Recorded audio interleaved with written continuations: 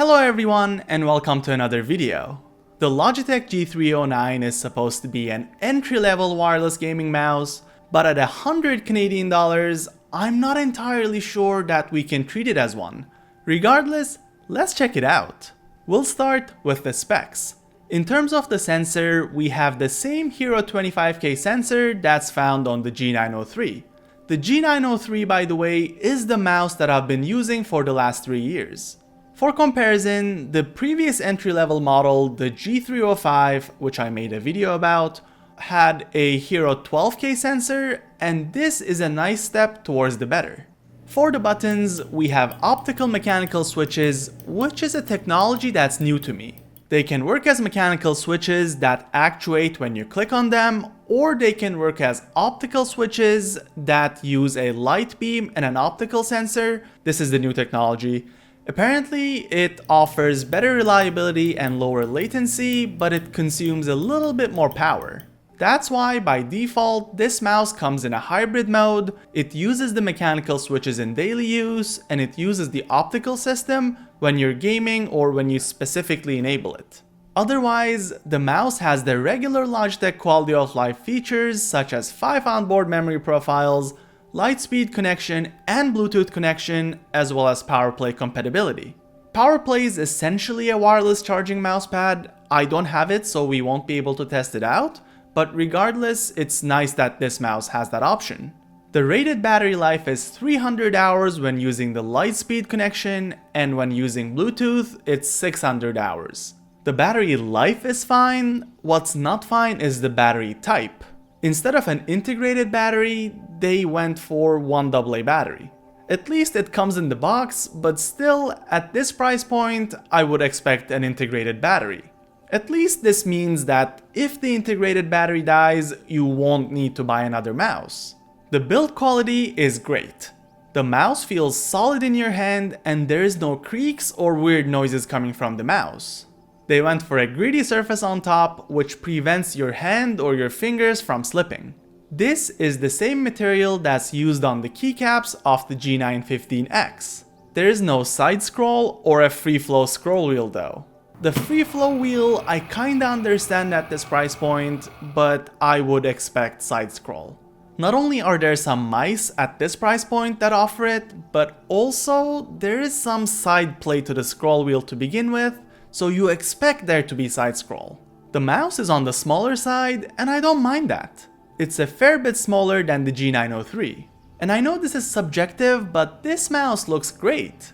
It looks simple and modern, and it's designed in such a way that it wouldn't feel out of place at work or when you're gaming.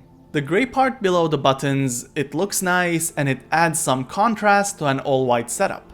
Speaking of all-white, I went for the white, but there's a black option as well. Despite it being a small mouse, it's not the lightest, and it's mainly because of that AA battery.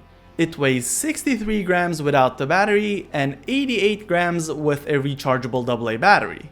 I don't mind this though, it doesn't feel that heavy, especially thanks to the feet. The simple design is great if you want to keep your mouse clean.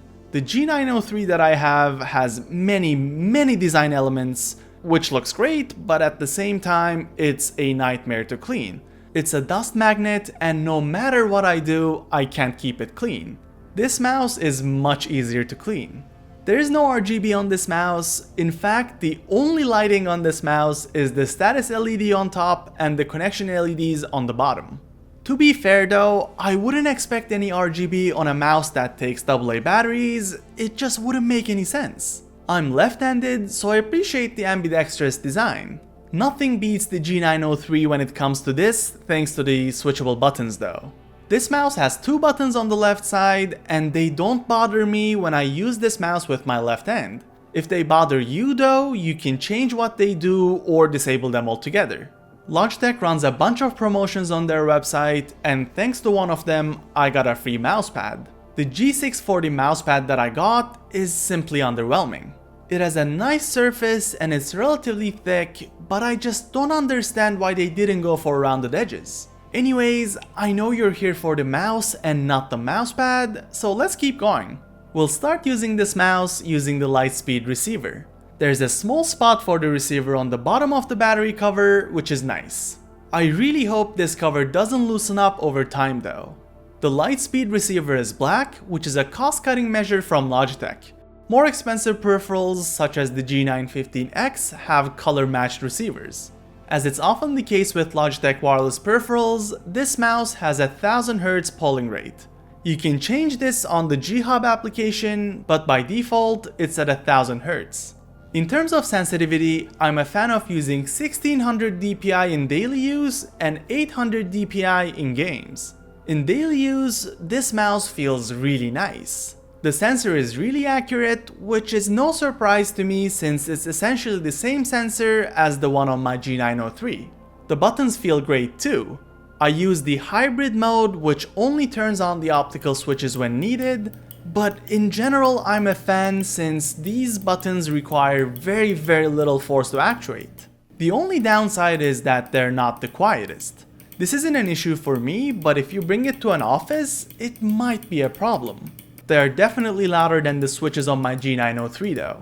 There are two customizable buttons on the left side of the mouse, and by default they work as forward and back.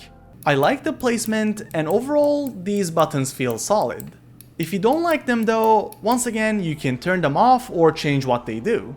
The only thing I wish I could do is to change how the DPI button activates. I sometimes accidentally press the DPI button and it takes me 4 more clicks to get it back to where it was. I don't want to turn it off altogether. What I do want to do is to make it work when I press it twice. This way, if it's an accidental click, it won't do anything, and if I actually want to change the DPI settings, I can just tap it twice. The G-Hub app lets you do a lot of things, but this isn't one of them.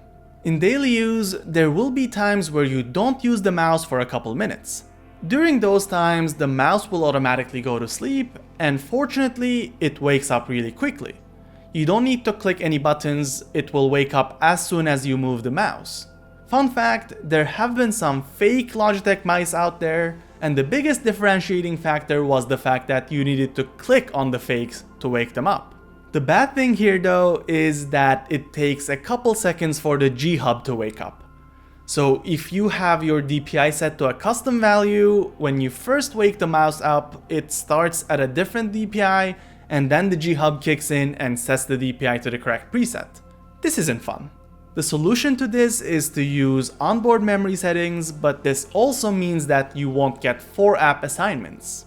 The G309 shines in games. I have the DPI set to 800 when gaming, and I also have the side buttons disabled. The switches automatically switch to the optical mode when gaming, and to be fair, I didn't really see a difference between optical only and automatic. So the automatic mode does a good job. This just makes me enjoy gaming with this mouse. Once again, the sensor is accurate, and I couldn't notice any latency when gaming with this mouse. Personally, thanks to the G903 that I've been using for the last 3 years, I'm used to larger mice. But a smaller mouse like this might be better for gaming since I feel like I have better control over the sensor. If you have a Logitech keyboard, you'll know that there's a dedicated game mode. The game mode on those keyboards disable a couple keys on the keyboard, and overall, it's advertised as the game mode. It doesn't do anything for the mouse though. I just wish the G-Hub did something on the mouse as well when you enabled game mode, since if the game mode is enabled on the keyboard, it should also be enabled on the mouse. Regardless though, the G-Hub app works well, it's not clunky anymore, so I no longer consider it a nuisance. As I mentioned earlier in this video, you get a longer battery life when connected via Bluetooth. The G-Hub app still works when connected via Bluetooth, which is nice. That way you can still change what the buttons do as well as the DPI settings. But those two things, the battery life and the fact that G-Hub still works, are the only nice things I can say about the Bluetooth connection. When connected via Bluetooth, there's a noticeable latency both to the clicks and to the movements of the mouse. I also feel like the DPI settings work differently. If I open G-Hub and if I set the DPI to 1600, the mouse acts differently over Bluetooth as opposed to Lightspeed. I can't really tell why this happens, I just hope this gets resolved in a future update. Either way, I don't think the Bluetooth connection is designed for Windows. When I connect this mouse to my MacBook, it works really well. In fact, I bought this mouse for my MacBook. You can't really notice the latency or the weird behavior, mainly because the acceleration on macOS is just horrible. Either way, it works. Overall, I like this mouse. It looks great and the build quality is good too. It also does very well in games as well as in daily use. But at this price point, I would expect a little bit more from this mouse. At $100 Canadian, I would either expect side scroll or an integrated battery. The lack of those honestly make me question the price to performance ratio. Thank you so much for watching. Please consider liking this video, checking out my other videos, and subscribing to my channel. Take care.